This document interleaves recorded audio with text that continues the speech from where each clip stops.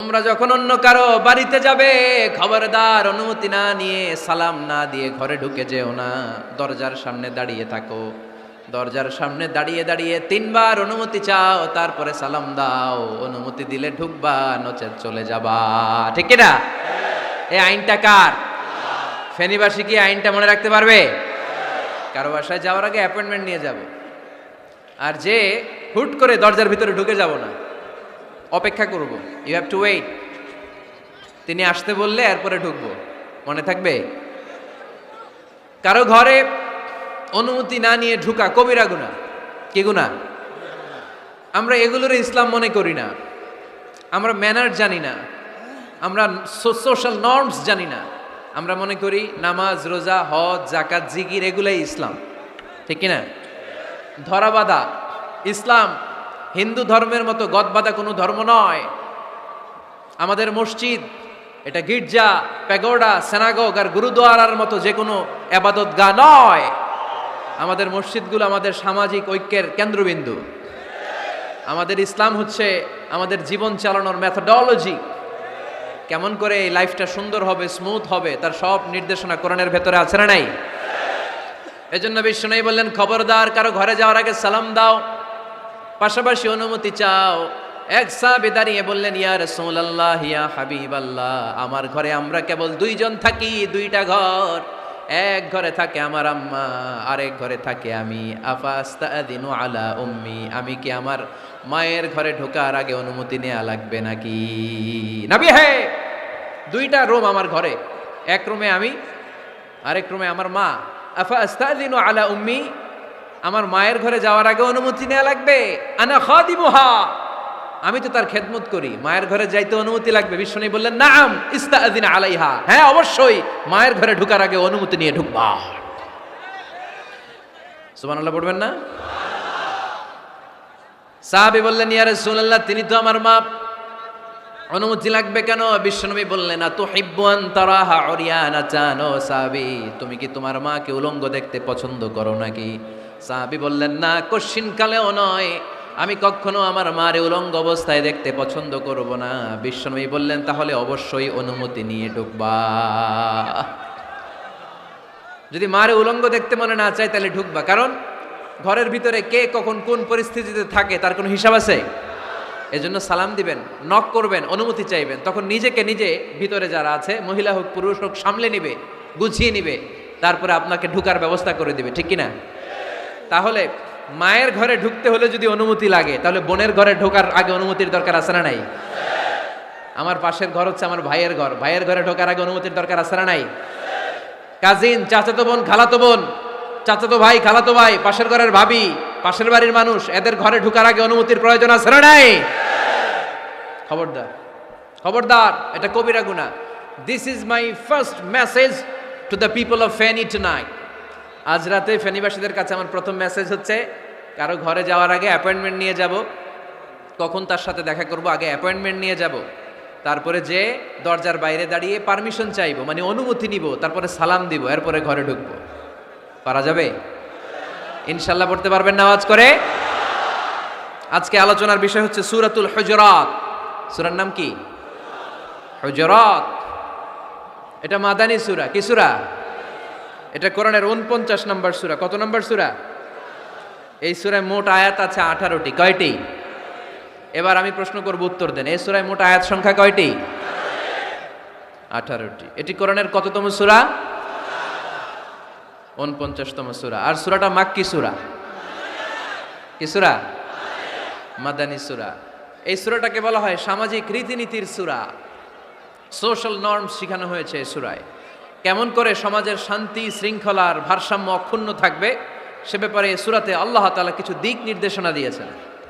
আমাদের সমাজের ভারসাম্য ঠিক নাই, শান্তি নাই, সুশৃঙ্খলা নাই, শুধু মারামারি, জিঘাংসা, কিলাকিলি, হিংসা, বিদ্বেষ, বিশৃঙ্খলা। এই হিংসা, বিদ্বেষ, বিশৃঙ্খলা, মারামারির বিপরীতে সমাজের সাম্য, ভ্রাতৃত্ব, ভালোবাসা, সুশৃঙ্খলা আর ভারসাম্য কিভাবে অক্ষুণ্ণ রাখা যায়, সেজন্য আল্লাহ তাআলা এই সূরার ভেতরে 10টা গাইডলাইন দিয়েছেন। কয়টা?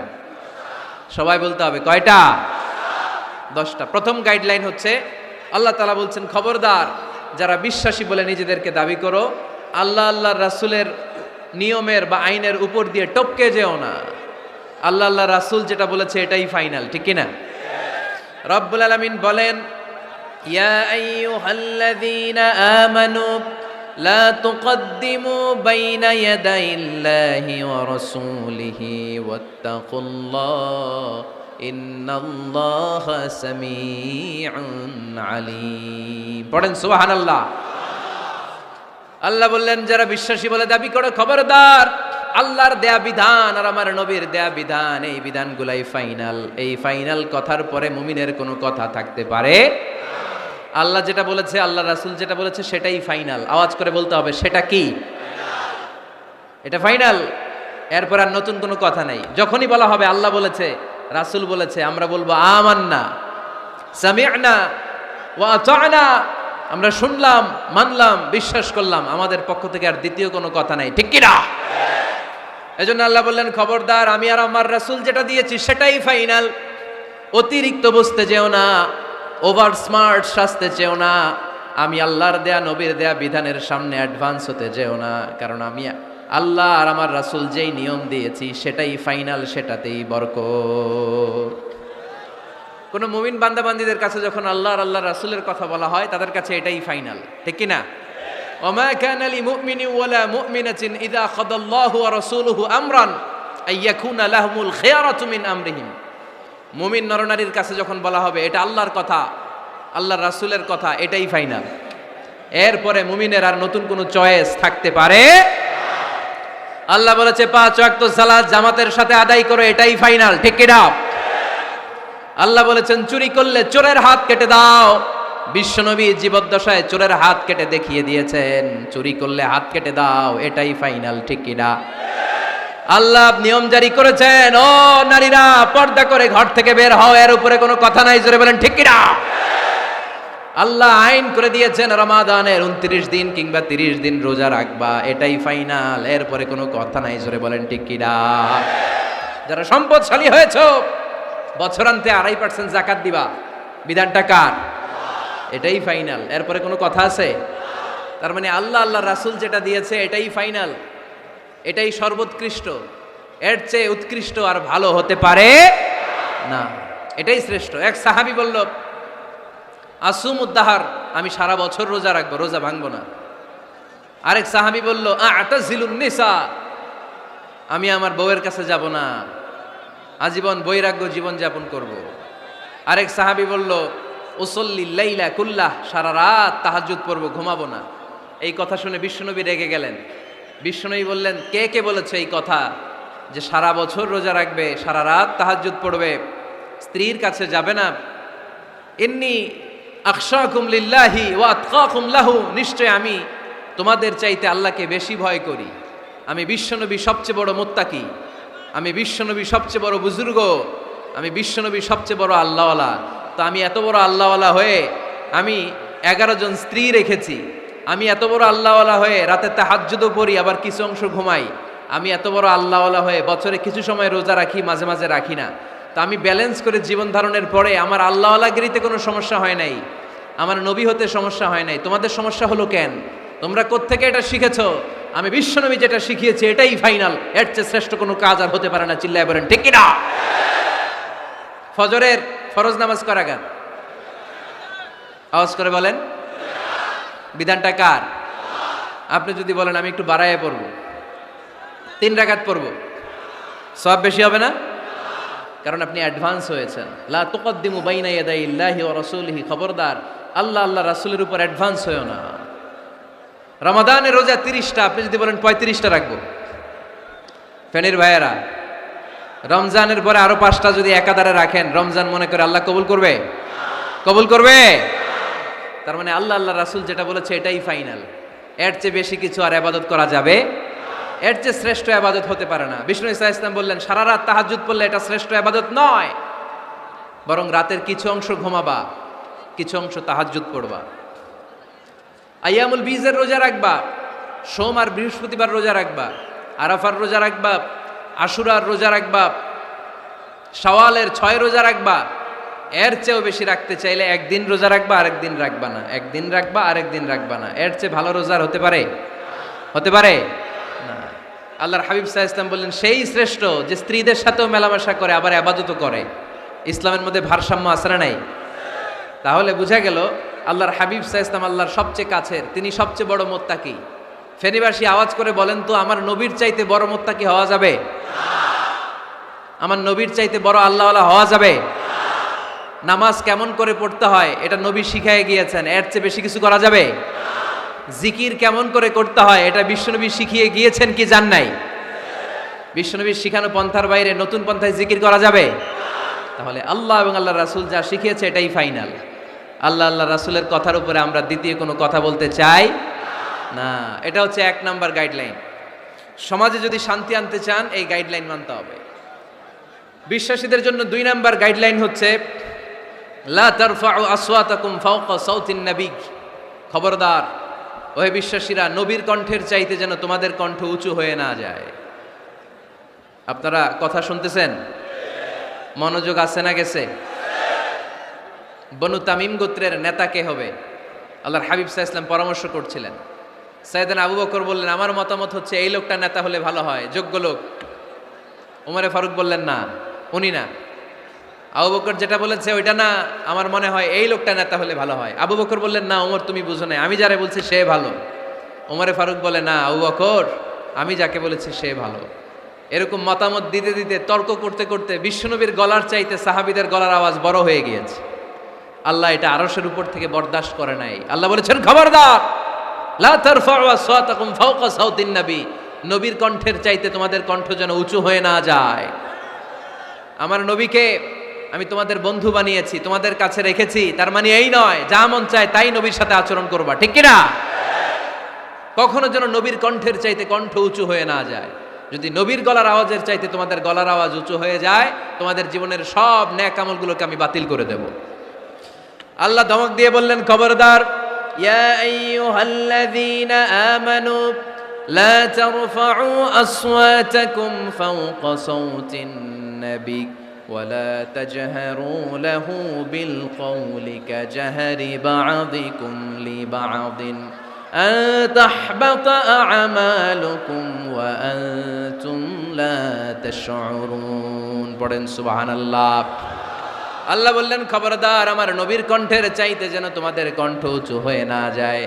আমার হাবিবের কণ্ঠের চাইতে তোমাদের কণ্ঠ যদি উঁচু হয়ে যায়, বেয়াদবি হয়ে যাবে, ফলে তোমাদের সব নেক আমল বাতিল করে দিবে কে?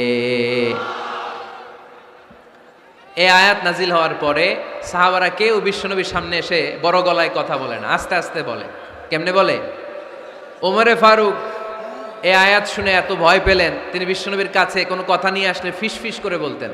বিশ্বনবী শুনতে পেতেন না, বলতেন, এই ওমর কি বলছো, বুঝি নাই, জোরে বলো। ওমরে ফারুক সাউন্ড বাড়িয়ে জোরে বলতেন। বিশ্বনবী বলতেন, এই কি বলেছ, এদিকে আসো, জোরে বলো। আমি শুনতে পাচ্ছি না, ওমর আরো জোরে বলো। ওমরে ফারুক আবার একটু সাউন্ড বাড়িয়ে আবার বলতে আরম্ভ করতেন। বিশ্বনবী বলতেন, আমি শুনতে পাচ্ছি না, জোরে বলো। সুবহানাল্লাহ পড়েন। ভয়ে আন তাহবাতা আমালুকুম ওয়া আনতুম লা তাশউরুন। খবরদার, নবীর কণ্ঠের চাইতে যদি কণ্ঠ উঁচু হয়ে যায়, সব নেক আমল বাতিল করে দিবে কে? আপনারা যারা হজ উমরা করেছেন, হজ আর উমরা করতে পেরেছেন কারা কারা দেখি? মাশাআল্লাহ। যারা করতে পারি নাই আমরা, আমাদেরকেও যেন আল্লাহ তাআলা তৌফিক দান করে, আমরা পড়ি আমিন।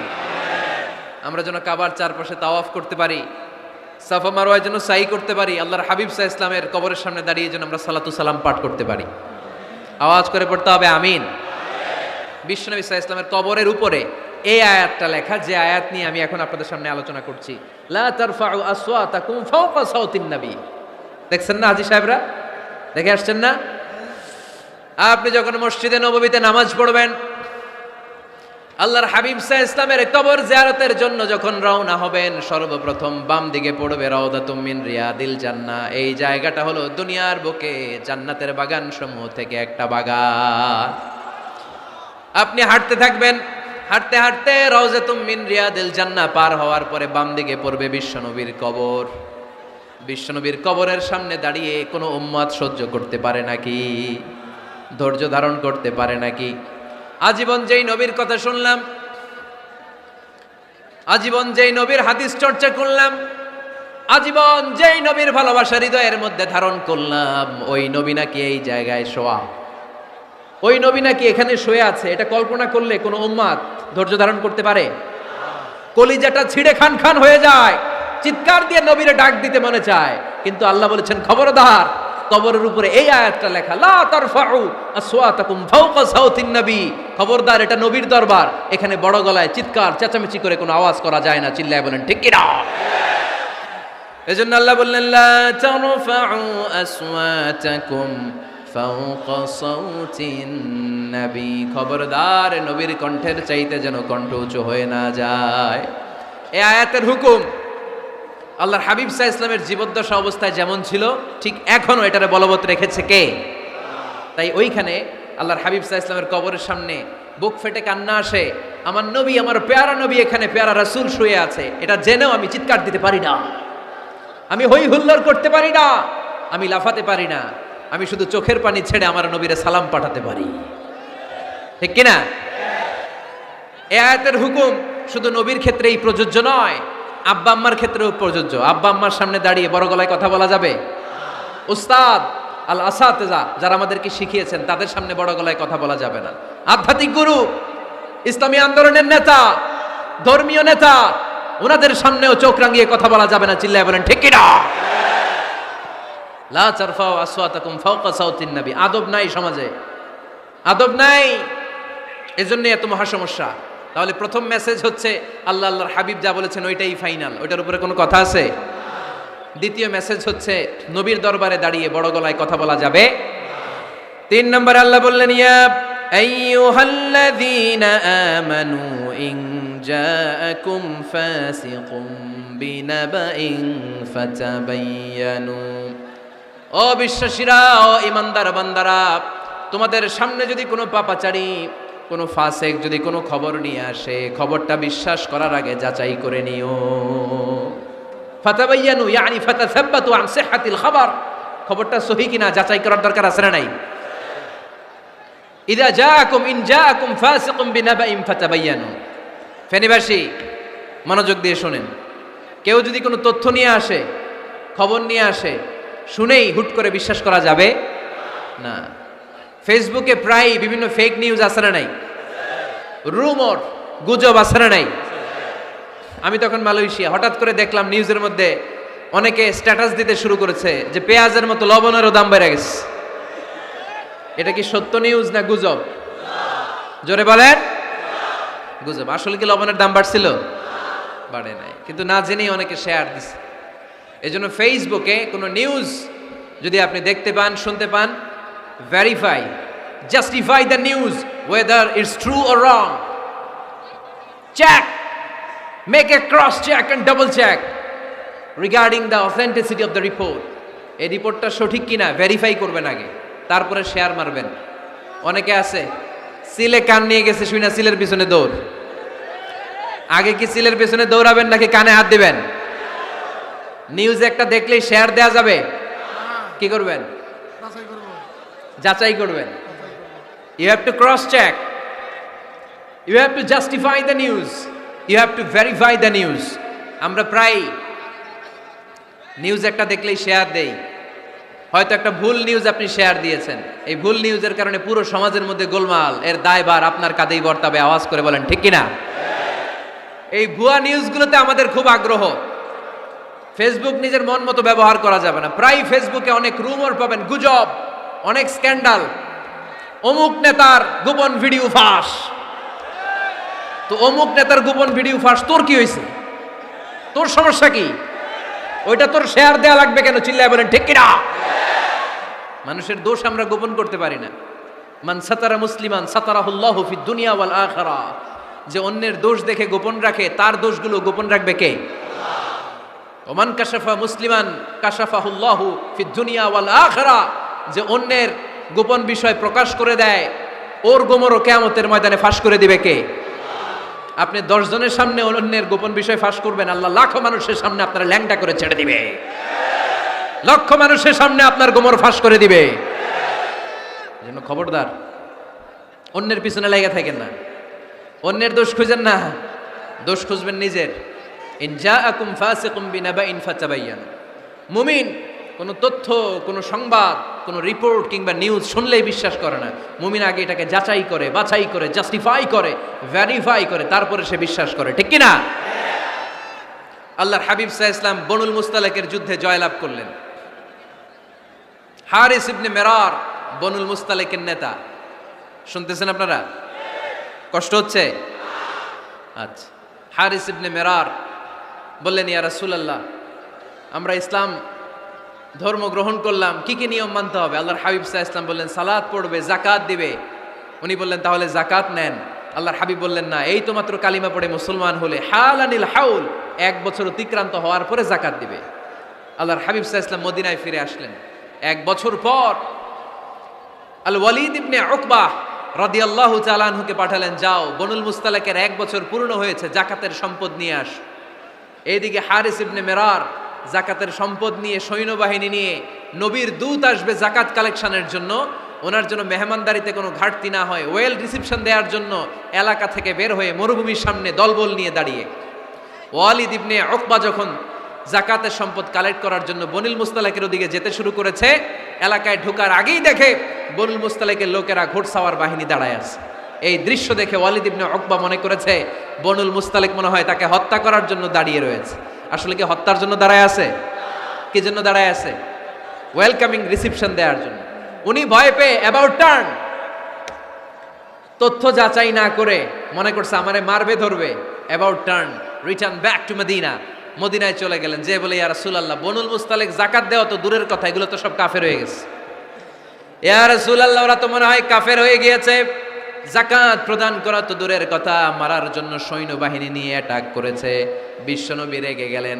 খালিদ বিন ওয়ালিদের নেতৃত্বে 1000 সৈন্যবাহিনী পাঠিয়ে বললেন, যাও বনুল মুস্তালিক অ্যাটাক করো, বনুল মুস্তালিকে অভিযান চালাও। আল্লাহ বললেন, নবী অভিযান পরে চালান। ইন জাআকুম ফাসিকুম বিনাবাইন ফাতাবায়ানু। সুবহানাল্লাহ পড়েন। নবী হে, অভিযান পরে চালান। তথ্য যে নিয়ে আসছে ওয়ালিদ, এটা সত্য কিনা আগে যাচাই করেন। সে যে তথ্য আপনাকে সরবরাহ করেছে, এই তথ্য সঠিক নয়, সে ভুয়া তথ্য দিয়েছে, সে ভুল বুঝেছে, এখানে মিস আন্ডারস্ট্যান্ডিং হয়েছে। আপনি 1000 সৈন্যবাহিনী পাঠাবেন না। আপনার 1000 সৈন্যবাহিনী যে যদি বনুল মুস্তালিককে অ্যাটাক করে, তাহলে এই অ্যাটাকে কোনো ক্ষয়ক্ষতি হলে সবটার দায়ভার আপনার কাঁধেই বর্তাবে। চিল্লায় বলেন ঠিক কিনা? আমার নবীকে শেখানোর মাধ্যমে আল্লাহ তাআলা আমাদেরকে শিখা যাবে না। আগে যাচাই বাছাই করার দরকার আছে না নাই? আছে। আপনার বন্ধু এসে বললো, আরে দোস্ত তুমি এইখানে, ভাবিরে তো দেখলাম বাজারে আরেক লোকের সাথে ঘুরতেছে। আপনি রেগে মেগে আগুন, অফিস থেকে বাসায় যায় বউরে কিল, আইজো মায়ের কাইলো মায়ের, এরকম হতে পারে না? আপনার বন্ধু হয়তো আপনার ওয়াইফের মতো আরেকজন মহিলাকে দেখেছে, এটা হতে পারে কি পারে না? আপনার ওয়াইফকে জিজ্ঞেস করেন নাই, ক্রস চেক করেন নাই, না করে আপনি ঝগড়া মারামারি শুরু করে দিয়েছেন। এই ছোট্ট ঝগড়া থেকে বিচ্ছেদের দিকে, ডিভোর্সের দিকেও যেতে পারে। এরকম আছে না নাই? এরকম অনেক ভুরি ভুরি কেস আমাদের কাছে আছে। নিউজ যাচাই না করে, গুজব আর রুমর যাচাই না করে সিদ্ধান্ত নিয়েছে, পরে মাথার মধ্যে চাপড়ায়, নিজের কপালে নিজে চাপড়ায়। এরকম আছে না নাই? তাহলে আল্লাহ তাআলার দেয়া 3 নাম্বার গাইডলাইন হচ্ছে, কোনো তথ্য শুনেই বিশ্বাস করা যাবে না, আগে যাচাই করতে হবে। আওয়াজ করে বলেন, আগে কি করতে হবে? যাচাই করতে হবে। যাচাই বাছাই ছাড়া আজ থেকে ফেসবুকে আমরা আর কোনো নিউজ শেয়ার দিব? দিবেন? মনে থাকবে? আরে এগুলাই তো জরুরি ওয়াজ। কবরের ওয়াজ তো অনেক শুনছি, জান্নাত জাহান্নামের ভয় আর জান্নাতের নাজ নেয়ামত তো অনেক শুনেছি। সমাজটারে শান্তিপূর্ণ, ভারসাম্যপূর্ণ করার দরকার আছে না নাই? খবর শুনে আমরা বিশ্বাস করি, যাচাই না করে আমরা বলে বেড়াই না। যাচাই না করে, নিশ্চিত না হয়ে আজ থেকে কোনো নিউজ আমরা ফেসবুকে শেয়ার দিব না। 4 নম্বরে আল্লাহ বললেন, 4 নম্বর গাইডলাইন আল্লাহ দিলেন, ইয়া আইয়ুহাল্লাযীনা আমানু লা ইয়াসখার কওমুম মিন কওম। খবরদার আমার বিশ্বাসী বান্দারা, আমার ইমানদার বান্দারা, কেউ কোনোদিন কাউরে ঠাট্টা বিদ্রুপ করে না। সুবহানাল্লাহ পড়েন। মুমিন বান্দা কাউকে ঠাট্টা করতে পারে? বিদ্রুপ করতে পারে না। আমাদের জিহ্বা আছে বলে আমরা যা ইচ্ছা তাই বলতে পারি। কথা বলেন না কেন? আমাদের কান আছে বলে কান দিয়ে আমরা যা মনে চাই তাই শুনতে পারি? যেন কানে শুনি সদা তোমার কালাম, এ খোদা চোখে যেন দেখি শুধু কোরআনের আয়াত, শোনো আমার মুনাজাত, শোনো শোনো ইয়া ইলাহি আমার মুনাজাত, শোনো আমার মুনাজাত। সবাই আওয়াজ করে পড়েন আমিন। লা ইয়াসখার কওমুন মিন কওম, মুমিন বান্দা কখনো অন্য কাউকে ঠাট্টা করবে না। আমার কোনো ভাই মনে কষ্ট পায়, এরকম কোনো ঠাট্টা বিদ্রুপ খোঁচা মেরে পোক মেরে কথা বলা যাবে না। এটা তার চেহারা নিয়ে না, তার পেশা নিয়ে না, তার বংশ নিয়ে না, তার পরিবার নিয়ে না। তার বাবা চুরি করেছে, আমি কি বলতে পারবো তুই চোরের ঘরের চোর? বলে কি বলে না? কেউ একটু মোটা হইলে কয় তুই মোটুর ঘরের মোটু, চোখে কম দেখলে কেউ তুই কানার ঘরের কানা। আছে না নাই? না না, স্টপ, থামেন, অনেক হয়েছে, আর না, এগুলো বলা যাবে না। কারো আকৃতি নিয়ে খোটা দেয়া, ঠাট্টা করা, এটা স্বয়ং আল্লাহর সাথে ঠাট্টা করার শামিল, ঠিক কিনা? কারো নাক যদি ছোট হয়, এর কয় বোচা, তোর নাক বোচা। ফেনীতে আপনারা কি বলেন? হ্যাঁ, তো এই যে যার নাক বোচা হয়েছে, ও কি নিজে বানাইছে? যার নাক খাড়া, এটা বানাইছে কে? যে কালো, বানাইছে কে? সাদা শুভ্র, বানাইছে কে? তার মানে কারো আকৃতি নিয়ে যদি আপনি ঠাট্টা করেন, স্বয়ং আল্লাহর সাথে ঠাট্টা করলেন। কারণ কেউ কারো চেহারা বানানোর দায়িত্ব পায় নাই। মাতৃগর্ভে থাকতেই আমাদের চেহারার আকৃতিগুলো দান করেছে কে?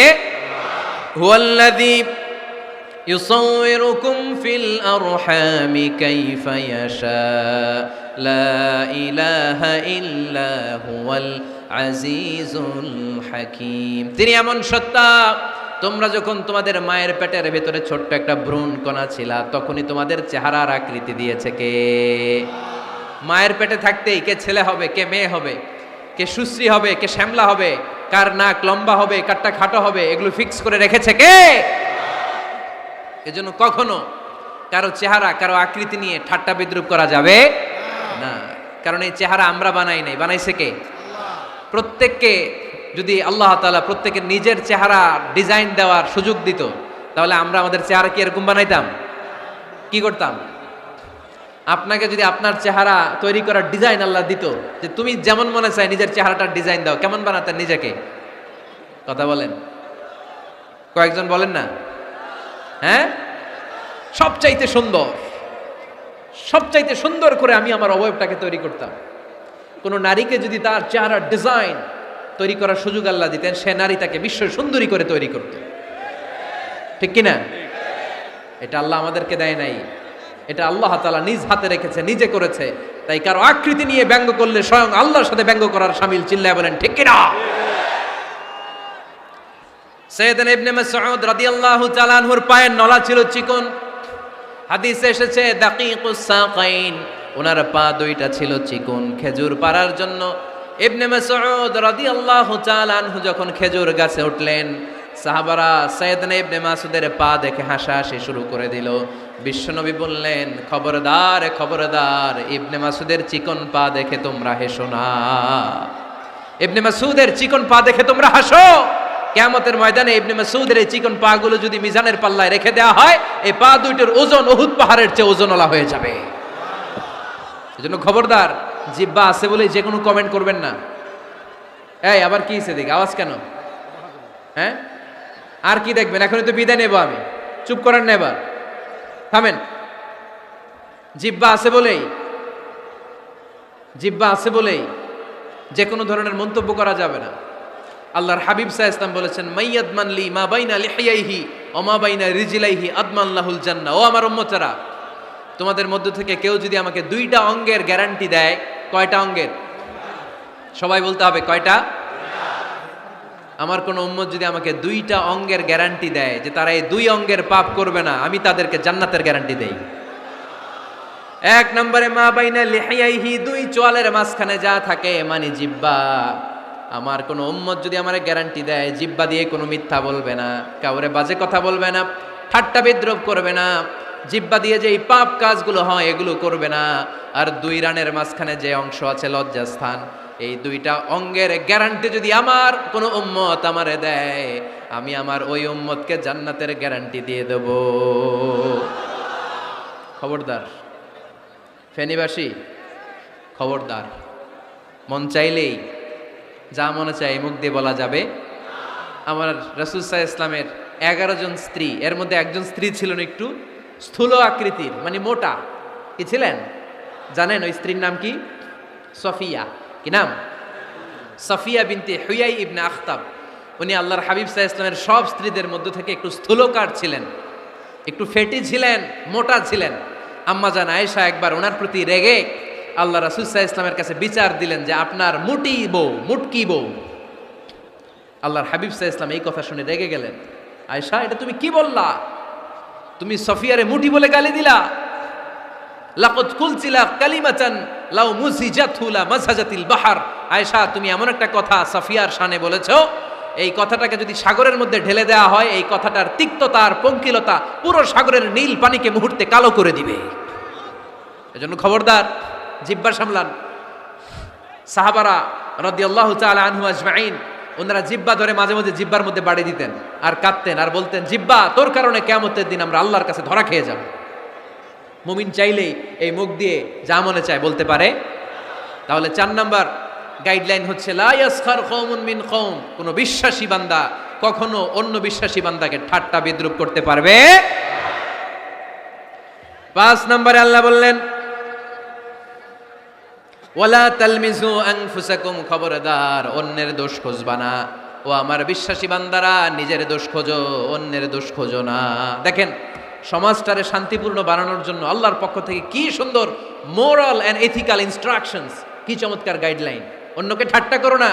ওয়ালা তালমিজু আনফুসাকুম, নেভার ডিফেম ইচ আদার, একে অপরের দোষ খোঁজো না, নিজের দোষ খোঁজো। কার দোষ খুঁজবেন? আরো জোরে বলতে হবে, কার দোষ খুঁজবেন? অন্যের দোষ খোঁজা যাবে? কিছু লোক আছে দেখবেন সারা দিন চায়ের দোকানে বসে এই বাড়িতে এই সমস্যা, ওই বাড়িতে এই সমস্যা, ওই বাড়িতে এই সমস্যা, তোর বাড়িতে কি সমস্যা? কিছু লোক আছে এই হুজুরের এইটা খারাপ, এই হুজুরের ওইটা ভালো না, এইটা খারাপ, এইটা সমস্যা, এটা সমস্যা। তোর কি সমস্যা? তোর সমস্যা তুই খুঁজে বের কর, নিজের সমস্যা খুঁজে বের কর। যে নিজে নিজের সমালোচনা করতে পারে সেই সর্বাপেক্ষা বুদ্ধিমান। এজন্য খবরদার আমার কলিজার টুকরা যুবক ভাইয়েরা, কখনো কাউকে ব্যঙ্গ করে, বিদ্রুপ করে, ছোট করে কোনো মন্তব্য করা যাবে না। কখনো অন্যের দোষ খোঁজা যাবে না। দোষ আমরা খুঁজবো, নিজের দোষ, ঠিক কিনা? দোষ আমরা খুঁজবো, কার দোষ? চিল্লায় বলতে হবে, কার দোষ? নিজের দোষ খুঁজতে হবে। যারা নিচু মনের মানুষ, এরা মানুষের দোষ নিয়ে কথা বলে। Small people talk about people, average people talk about things and stories, and great people talk about ideas. যারা নিচু মনের মানুষ, এরা মানুষের দোষ নিয়ে কথা বলে। যারা মাঝারি ধরনের মানুষ, এরা এলাকার ঘটনা বিভিন্ন বিষয় নিয়ে কথা বলে। আর যারা বড় মনের মানুষ, এরা আইডিয়া নিয়ে কথা বলে। তারা তাদের আইডিয়াকে কাজে লাগিয়ে সমাজটারে পাল্টে দিতে চায়। যুগ জামানা পাল্টে দিতে চাই না অনেকজন, এক মানুষই আনতে পারে জাতির জাগরণ। এক মানুষই বিপদকালে বাঁচায় কাফেলায়, ক্ষুদ্র ডিঙ্গি বাঁচায় জাহাজ অসীম দরিয়ায়। এজন্য নিজেকে শুধরাতে হবে। ওয়ালা তালমিজু আনফুসাকুম, অন্যের দোষ খোঁজো না, নিজের দোষ খোঁজো। তাহলে ফেনীবাসীরা, এই হোক আমাদের স্লোগান, আমরা নিজেদের দোষ খুঁজবো বেশি, অন্য কারো দোষ কখনো খুঁজবো। আপনি নিজে ঠিক হয়ে যান, দুনিয়া এমনি ঠিক হয়ে যাবে। নিজে ঠিক তো দুনিয়া ঠিক। নিজেকে শুধরান। অন্যের দোষ দেখে তো আমার লাভ নাই। ও কি করছে এটা ও জবাব দিবে, আমি কি করেছি আল্লাহর সুপ্রিম কোর্টের কাঠগড়ায় সেদিন আমাকে জবাব দিতে হবে। চিল্লায় বলো ঠিক কিনা? এজন্য অন্যের দোষ যেন আমরা না খুঁজি, নিজেকে যেন পরিবর্তন করি। পরিবর্তন করতে রাজি আছি তো সবাই? পরিবর্তনের অগ্রনায়ক হতে রাজি আছি তো সবাই? সিদ্ধান্ত নিতে হবে, শক্ত সিদ্ধান্ত। দাঁড়াতে হবে, সৈনিকের মতো দাঁড়াতে হবে। ঠিক কিনা? আধারে ভয় পেও না, আলো আছে আড়ালে, অন্ধকার পালিয়ে যাবে তুমি উঠে দাঁড়ালে। নিজেকে দাঁড়াতে হবে, নিজের সাথে নিজের শক্ত বোঝাপড়া করতে হবে। অন্যের দোষ খোঁজার সময় আমাদের নাই, চিল্লায় বলো ঠিক কিনা? দোষ খোঁজা যাবে না, নিজের দোষ নিজের আমরা খুঁজবো। বসেন বসেন। কে ঢুকছে এখানে? হ্যাঁ, কারেন্টে শক করছে। সাপ, সাপ আওয়াজ শুনতে আসে।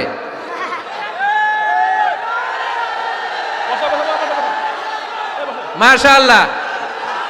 এইখানে এখানে শ্রোতা হিসেবে আছে বীর মুজাহিদ, মেরে ফেলছে এটারে। ঠিক আছে ঠিক আছে ঠিক আছে, বসেন।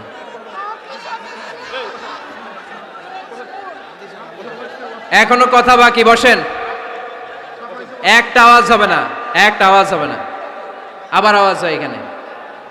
তাহলে ফেনীর ভাইয়েরা অন্যের দোষ খুঁজবে না, নিজের দোষ খোঁজা যাবে? যাবে যাবে? ক্লান্ত হয়ে গেছেন? কষ্ট হচ্ছে? তারপরে 7 নম্বরে আল্লাহ বললেন ওয়ালা তানাবাযু বিল আলকাব, ওয়ালা তানাবাযু বিল আলকাব। এই ছেলেরা, এই আমি এখনই উঠে যাব, বিদায় নিচ্ছি, বসো। বসেন ভাই, বসেন। এগুলো অনেক জরুরি কথা, মনোযোগ দিয়ে শুনেন।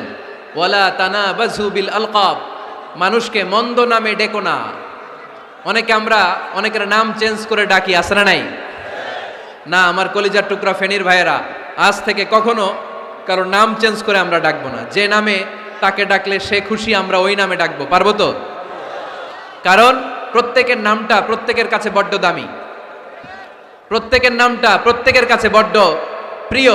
আপনার নাম কি? লিটন ভাই, মাউল হক লিটন ভাই। আপনার কাছে মনে হইতে পারে আরে লিটন একটা নাম হইলো, এ তো কত আছে আমাদের এলাকায়। না, এলাকায় অনেক আছে ঠিক, কিন্তু লিটন ভাইয়ের কাছে লিটন নামটা খুব আদরের, যত্নের, ঠিক কিনা?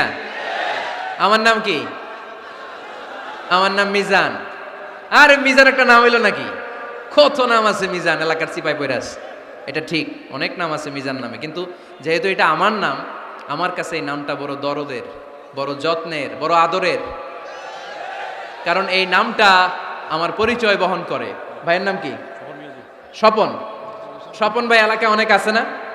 তো সিম্পল একটা নাম, কিন্তু না, স্বপন মিয়াজি ভাইয়ের কাছে এটা সিম্পল না, এই নামটা ওনার কাছে বড় যত্নের। মানুষ তার নাম খুব পছন্দ করে, নিজের নামের। কারণ দেখবেন কাগজ আর কলম পাইলে সবাই নিজের নাম লেখে, খালি নিজের নামের সিগনেচার দেয়, আছে না নাই? এরপরে দেখবেন যে কক্সবাজারে গেলে সাগরের তীরে বালু পাইলেই বালুর মধ্যে নিজের নাম লেখে, আবার ওই নামের পাশ দিয়ে লাভও আঁকে, আছে না নাই? আমি অনেক দেখেছি, সাগর পারে গেলেই মানুষের মন উথাল পাতাল করে, তো সাগরের বালিতে নিজের নামটা বড় করে লেখে, চারদিক দিয়ে লাভ, মানে এই নামটারে আমি লাভ করি। এটা প্রমাণ করে প্রত্যেকে নিজের নামটারে বড্ড বেশি ভালোবাসে, ঠিক কিনা? এজন্য ফেনীর সোনার টুকরারা, খবরদার বন্ধুরা, নিজেরা যেন একে অপরকে এমন নামে না ডাকি যে নাম শুনলে সে কষ্ট পায়। আজ থেকে কোনো বাজে নামে কাউরে ডাকা যাবে? আব্বা আম্মা আদর করে কত সুন্দর নাম রেখেছে, আবু বাকার, ওরে সবাই ডাকে বকইরা, কপাল পোড়া। আব্বা আম্মা নাম রেখেছে আবু ওয়াক্কাস, ওরে ডাকে আকাইচা। কত সুন্দর নাম, আমার আল্লাহর নামের সাথে মিলিয়ে আব্দুল কুদ্দুস নাম রেখেছে, ওরে ডাকে কুদ্দুচ্চা, আছে না নাই? কবিরা গুনাহ করেছেন আপনি, কবিরা গুনাহ। It's not a simple deal, এটা সাধারণ কোনো ব্যাপার না, এগুলো সবগুলা কবিরা গুনাহ। কোনোদিন কাউকে ঠাট্টা বিদ্রুপ করে কিছু বলবো না, কখনো অন্যের দোষ খুঁজবো না, কারো নাম বিকৃত করে কোনোদিন কারো মনে কষ্ট দিব না, ঠিক কি না? এরপর 8 নম্বরে আল্লাহ বললেন ইয়া আইয়ুহাল্লাযীনা আমানু ইজতানিবু কাসীরাম মিনায-যন্নি ইন্না বা'দায-যন্নি ইসম। অবিশ্বাসীরা খবরদার, অনুমান আন্দাজ নির্ভর কোনো কথা বলবে না, যেটা বলবে নিশ্চিত হয়ে বলবে। কার কথা? অনুমান নির্ভর কোনো কথা, আন্দাজ নির্ভর কোনো কথা কোনো মুমিন বলতে পারে? আমার কথা বোঝা যায়? হ্যাঁ ফেনীবাসী, কথা বোঝা যায়? ফেনী না হেনি? হ্যাঁ আর বাড়ি হেনি, আইসাই রেনি রেনি। আপনারা কি ডাকেন, ফেনি না হেনি? ফেনি। মাশাআল্লাহ মাশাআল্লাহ, খুব সচেতন ফেনিবাস। দেখছেন দেখছেন, আপনাদের জেলা নিয়ে কিছু বললে খারাপ লাগে না? লাগে। তো নোয়াখালী করে গালি দিয়েন না, চিটাঙ্গারে গালি দিয়েন না, কুমিল্লাবাসীদেরকে গালি দিয়েন না। আমার 64 জেলায় সুজলা সুফলা শস্য শ্যামলা, ঠিক কিনা? 64 জেলা নিয়ে আমার এই বাংলাদেশ। প্রত্যেক জেলায় আমাদের সৌন্দর্য আছে না নাই? এক এক জেলার ভাষার সাথে আরেক জেলার ভাষার কোনো মিল। সিলেটে ছিল আমার গতকাল মাহফিল, আমি জিজ্ঞেস করছি, ভাই সাহেব খিতা খররা, আপনারা বালা আসেননি? তো মহা খুশি, কারণ ওদের ভাষায় কথা বলেছি, ওরা ওদের ভাষাটারে বড্ড ভালোবাসে। আমরা প্রত্যেকে আমাদের প্রত্যেকের জেলাটারে বড্ড পছন্দ করি, ঠিক কিনা? এই যে তানিবু কাসীরাম মিনাজ যান, আন্দাজ অনুমান নির্ভর কথা মুমিন কখনো বলতে পারে। এজন্য আল্লাহর হাবিব বললেন, ইয়াকুম ওয়াজ্জান ফাইন্নাজ যান্না কাযাবুল হাদিস, খবরদার তোমাদের উচিত আন্দাজ অনুমান নির্ভর কথা থেকে বেঁচে থাকা, কেননা অনুমান করে কথা বললে পাপ হয়। অনুমান করে কথা বললে কি হয়? আজকে থেকে আমার ফেনীর সোনার টুকরারা অনুমান করে আন্দাজে কোনো কথা বলবো আমরা? বলবো না। ধারণা করে কিছু বলবো না, আর ধারণা করলেও ভালো ধারণা করব। কি ধারণা? রাস্তা দুইটা, একটা পজিটিভ আর একটা নেগেটিভ। মুমিন পজিটিভ ধারণা করে, মুমিন কখনো নেগেটিভ ধারণা করে না। তাহলে কোন দিকে যাব, পজিটিভ না নেগেটিভ? আওয়াজ করে, পজিটিভ না নেগেটিভ? যারা মুনাফিক এরা ইয়াত্তাবিউনা ইল্লা যান ওয়া ইন্না যান্না লা ইউগনি মিনাল হাক্কি শাইআ। যারা মুনাফিক এরা আন্দাজ অনুমান নির্ভর মানুষের ব্যাপারে কথা বলে, আর আন্দাজ অনুমান কখনো সত্যের বিকল্প হতে পারে না। আন্দাজ অনুমান কখনো সত্যের বিকল্প হতে পারে? এজন্য দৃষ্টিভঙ্গি বদলান, জীবনকে বদলায় দিবে কে? আমরা কখনো কোনো নেগেটিভ কথা বলবো না, অলওয়েজ পজিটিভ। অলওয়েজ কি? এই যে আমার হাতে কি দেখা যায়? পানির বোতল, তাই না? এখানে অর্ধেক পানি ভরাস। কাউকে যদি প্রশ্ন করি, ভাই কি দেখতে পাচ্ছেন, একদল বলবে এখানে অর্ধেক বোতল খালি দেখা যায়। উত্তরটা সঠিক, আসলে বোতলের অর্ধেক খালি। আবার এদিকে আরেকজনের বললাম, ভাই এখানে কি দেখা যায়, বলবে হুজুর বোতলের অর্ধেক পানি ভরা। এটাও সঠিক উত্তর। প্রথমটা ছিল নেগেটিভ উত্তর, দ্বিতীয়টা পজিটিভ উত্তর, ঠিক কিনা?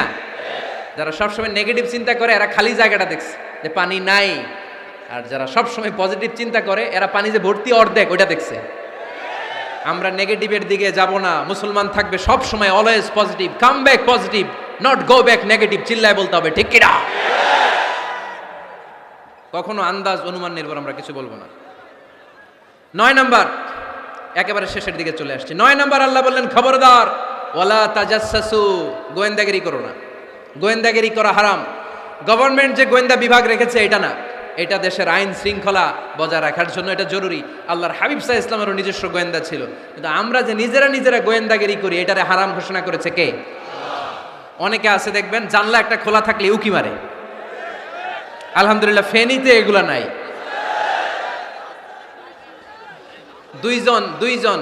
দুইজন ওদিকে কি যেন বলতেছে, উনি আড়ি পেতে কথা শুনে। আছে না নাই? ছিদ্র একটা থাকলে উকি মারে। আছে না নাই? খবরদার, ওয়ালা তাজাসসু, গোয়েন্দাগিরি করো না। কখনো কোনোদিন কারো পারমিশন ছাড়া মোবাইলের গ্যালারি চেক করবেন না।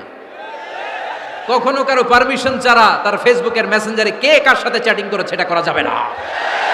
কখনো কারো পারমিশন ছাড়া তার মেইলের ইনবক্স খুলে দেখা যাবে না। কখনো কারো পারমিশন ছাড়া কারো ব্যক্তিগত চিঠি পড়া যাবে না। দিস ইজ ইসলাম, এটাই ইসলাম। আমরা ইসলামরে শুধু নামাজ আর রোজা আর জিকির আর এই দাড়ির মধ্যে সীমাবদ্ধ করেছি। প্রত্যেকের একটা প্রাইভেসি আছে না নাই? Everyone has privacy and no one should interfere in his privacy or in her privacy. প্রত্যেকের একটা প্রাইভেসি আছে না নাই? মানুষ ছোট হলেও তার একটা সম্মান আছে না নাই? এজন্য ছোট্ট বাচ্চাদেরকে কখনো প্যান্ট খুলতে বলবেন না। অনেকে বলে আরে ছোট মানুষ, খোল, আরে তুই খোল, এই খোল তো। আছে না নাই? ওরও প্রেস্টিজ আছে, ওরও সম্মান আছে। খবরদার, everyone has a personal space and no one should interfere someone's personal space. কারণ পার্সোনাল স্পেসে যেন আমরা নাক না গলাই। অনেকের বদ স্বভাব ফ্যামিলি ম্যাটার নিয়ে, প্রাইভেট ম্যাটার নিয়ে কথা বলে। ভাই কি চাকরি করেন, সরকারি না বেসরকারি? সরকারি বেতন কত, উনার বেতন কত, এটা দিয়ে আপনার কি লাভ? ঠিক কিনা? মানুষ একটা দেখলে ভাই বয়স কত, ভাই বেতন কত, ফার্স্ট ইমপ্রেশনে ফার্স্ট যখন আপনি কারোর সাথে দেখা করবেন বেতন কত বয়স কত এগুলো জিজ্ঞেস করা যাবে? কেউ যখন কারো ঘনিষ্ঠ হয়, বন্ধুতে রূপান্তরিত হয়, তখন এই কথাগুলো। কিন্তু শুরুতেই প্রাইভেট ম্যাটার নিয়ে, পার্সোনাল ম্যাটার নিয়ে খোঁচাখুচি করা যাবে? ওয়ালা তাজাসসু, গোয়েন্দাগিরি করো না।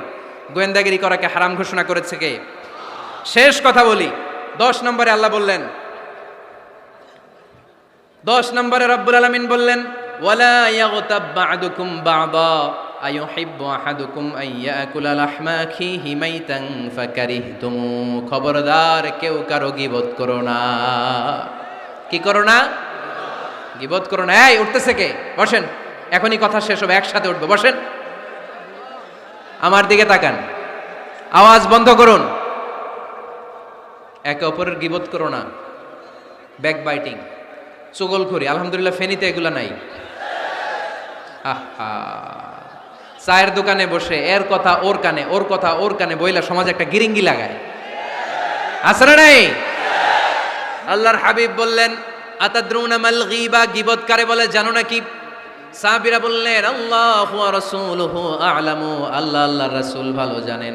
বিশ্বনবী বললেন, যিকরুকা আখাকা বিমা ইয়াকরাহু, তোমার কোনো ভাইয়ের অনুপস্থিতিতে তার ব্যাপারে এমন কোনো কথা বলা যেই কথা শুনলে সে মনে কষ্ট পাবে। গীবত কারে বলে বুঝছেন? আপনার ভাইয়ের অনুপস্থিতিতে আপনার ভাইয়ের ব্যাপারে এমন কোনো কথা বললেন যেটা শুনলে সে মনে কষ্ট পাবে। এক সাহাবী বললেন, আফারাইতা ইন কানা ফি আখি মা আকুল, নবী আমি আমার ভাইয়ের ব্যাপারে যেটা বলছি এটা যদি সত্যিই হয়, তার মধ্যে যদি আসলেই এই সমস্যা থাকে, তাইলে? আল্লাহর হাবিব বললেন, আরে তাইলেই তো গীবত। আর যদি তোমার ভাইয়ের মধ্যে এই দোষ না থাকে, বানায় বলো, তাহলে এটা গীবত না, গীবতের চেয়ে ভয়ঙ্কর। ফাকাদ বাহাতাহু, এটার নাম বহতান আর মিথ্যা অপবাদ। চিল্লায় বলেন ঠিক কিনা? কোন মুমিন গীবত করতে পারে? গীবত করার মৃত ভাইয়ের পচা গোশত খাওয়ার সমান। কোন মুমিন কখনো গীবত করতে পারে? এখন হালাল পন্থায় গীবত চলে আমাদের দেশ। কিভাবে জানেন? কথা শুরু করে এইভাবে, কথা বললে তো গীবত হয়ে যায়, বললে তো গীবত হয়ে যায়, তারপরেও বলি একটু, আছে না নাই? হালাল পন্থায় গীবত কি কমু ভাইজান, বললে তো গীবত হয়ে যায়। হালাল করতেছে এটা, হালাল হালাল হালাল না, বললে যদি গীবত হয়ে যায় তো বলবেন কেন? থামেন। কোন মুমিন কখনো গীবত করতে পারে? মেরাজের রাতে আল্লাহর হাবিব সাল্লাল্লাহু আলাইহি ওয়াসাল্লাম দেখলেন কিছু লোক লাহুম আযফারুম মিন নুহাস, তামার আগুন দিয়ে নখ বানানো, নখর ধারালো, ইয়াখদাশুনা বিহি উজুহাহুম ওয়া সুদুরাহুম, তারা তাদের নখ দিয়ে জাহান্নামে নিজের গালের গোশতগুলো, বুকের গোশতগুলো ছিঁড়ে ছিঁড়ে খাচ্ছে, আর তাদের ব্যথা যন্ত্রণা দেখে পুরো জাহান্নামের অন্য লোকরা থারথার করে কাঁপছে। আল্লাহর হাবিব বললেন, ইয়া জিবরিল মানহুম মান হাউলা, এরা কারা? সাইয়েদনা জিবরিল বললেন, হুম আহলুল গীবাতি মিন উম্মাতিক, এরা আপনার উম্মতের মধ্যে চায়ের দোকানে বসে বসে যারা গীবত করেছিল তারা। এজন্য কোন মুমিন গীবত করতে পারবে না। অন্যের গীবত আমরা করব না, দোষ খুঁজলে নিজের দোষ খুঁজবো।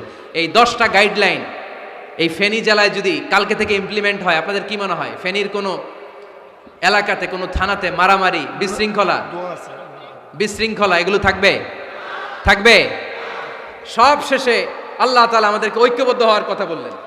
আল্লাহ 5 বার বিশ্বাসীদেরকে ডাক দিলেন, 6ষ্ঠবারে আল্লাহ দুনিয়ার সবাইরে ডাক দিলেন, আস্তিক নাস্তিক হিন্দু বৌদ্ধ এদেরকে ডেকে আল্লাহ শেষ করলেন। শেষ কথা শুনতে মনে চায়? এতক্ষণ আল্লাহ বলছে ইয়া আইয়ুহাল্লাযীনা আমানু, এর মানে কি? ওহে ঈমানদারগণ। এবার আল্লাহ ডাক দিছে ইয়া আইয়ুহান নাস। এবার আল্লাহ কি বলে ডাক দিছে? আওয়াজ করে বলতে হবে, কি বলে?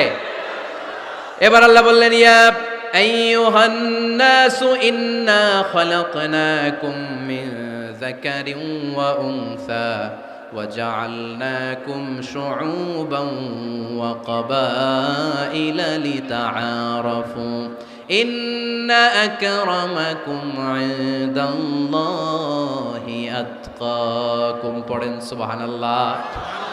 আল্লাহ ডেকে বললেন, ইন্না খালাকনাকুম মিন যাকারিন ওয়া উনসা, ও বিশ্বাসীরা, এটা বলে ডাকে নাই, ও মানব সকল, নিশ্চয় আমি তোমাদেরকে এক নারী আর এক পুরুষ থেকে তৈরি করেছি। ওই পুরুষের নাম কি? ফেনীবাসী আওয়াজ করে বলেন আদম আলাইহিস সালাম। আর ওই নারীটার নাম কি? এই দুইজন থেকে গোটা পৃথিবী। তার মানে আসলে আমরা সব এক। আসলে কি? সব এক। নাস্তিকও আমার ভাই, হিন্দুও আমার ভাই, বৌদ্ধ খ্রিস্টানটাও আমার ভাই। ভ্রাতৃত্ব তিন ধরনের। একটা হচ্ছে মায়ের পেটের ভাই, এটাকে আরবিতে বলে আল উখুয়া আন নাসাবিয়্যা, মায়ের পেটের ভাই, উনি আমার মায়ের পেটের ভাই। আরেকটা আছে আল উখুয়া দ্বীনিয়া, দ্বীনি ভাই। এই যে আমরা সবাই এখানে একে অপরের কি ভাই? দ্বীনি ভাই। তিন নম্বরে হচ্ছে আল উখুয়া আল ইনসানিয়া, মানবতার দিক থেকে ভাই। সে দৃষ্টিকোণ থেকে হিন্দু আমার ভাই, বৌদ্ধ আমার ভাই, কারণ সেও মানুষ আমিও মানুষ। আমাদের সবার বাবার নাম কি? কথা কয় না? আদম আলাইহিস সালাম। সবার মায়ের নাম কি? দেখছেন, আমরা সবাই এক, সবাই এক। বিভেদের প্রাচীর আর বৃত্ত আমরা বানিয়েছি। ইসলাম ধর্ম, বর্ণ, জাতীয়তাবাদ এগুলোর বাইরে যে এক বিশাল ব্রড মাইন্ডেড রিলিজিয়ন, যেখানে আলাদা আলাদা বৃত্ত টানে নাই। আমরা ধর্ম, বর্ণ, ভাষা, জাতীয়তা এগুলোকে সামনে এনে আলাদা আলাদা পরিচয়ের বৃত্ত বানিয়েছি। আমরা বানিয়েছি শ্বেতাঙ্গ আর কৃষ্ণাঙ্গের পার্থক্য। আমরা করেছি আরব অনারবের বিভাজন। আমরা করেছি ব্রাহ্মণ আর শূদ্রের জাত প্রথা। ইসলামে কোনো জাত প্রথা নাই, শ্বেতাঙ্গ কৃষ্ণাঙ্গের পার্থক্য নাই, প্রেসিডেন্ট কুলিওয়ালা ঠেলাওয়ালার কোনো পার্থক্য আল্লাহর সামনে নাই। চিল্লায় বলো ঠিক কিনা? যার প্রমাণ, প্রেসিডেন্ট যখন নামাজে দাঁড়ায় তার পাশে রিকশাওয়ালাও নামাজে দাঁড়ায়, তার পাশে শিক্ষকও নামাজে দাঁড়ায়, তার পাশে ব্যবসায়ী ভাই নামাজে দাঁড়ায়, তার পাশে ছোট্ট ছেলেটাও নামাজে দাঁড়ায়। আল্লাহর সামনে গোটা সব বিশ্বের মানুষগুলোরে এক কাতারে দাঁড় করিয়ে দিয়েছে কে? কোনো পার্থক্য নাই। এই পার্থক্য বিভেদের প্রাচীর আমরা ভেঙেছি। এই বিভেদের প্রাচীরকে ভেঙে গুড়িয়ে দিতে হবে। আমরা মানুষকে মানুষ হিসেবে কনসিডার করি না। দেখলেই বলি কোন দল করেন, দেখলেই বলি কোন পীরের মুরিদ, দেখলেই বলি কোন দল করেন। না না, সবার আগে পরিচয় হচ্ছে আমরা সবাই মানুষ। বাবার নাম আদম, মায়ের নাম হাওয়া। আর আমাদের মধ্যে সবচেয়ে বড় পরিচয় হচ্ছে আমরা মুসলিম। এখানে আমি মুসলিম ছাড়া আর কাউকে দেখতে পাচ্ছি না। সব মুসলিম। আমার কাছে পীরের মুরিদ নাই, তাবলীগের ভাই নাই, জামাত ইসলাম নাই, শাসনতন্ত্র নাই, ঐক্যজোট নাই, বিএনপি নাই, আওয়ামী লীগ নাই, কিচ্ছু নাই। আমি বুঝি মুসলমান। আমরা একে অপরের মুসলমান বলে কনসিডার করতে চাই না তো, খালি পিস পিস করি, টুকরা টুকরা করে দেশটারে শেষ করে দিলাম। আমাদের প্রভু কয়জন? নবী কয়জন? কোরআন কয়টা? কিন্তু আমাদের মধ্যে বিভাজন। আমরা কি বিভাজন চাই নাকি ঐক্য চাই? আমাদের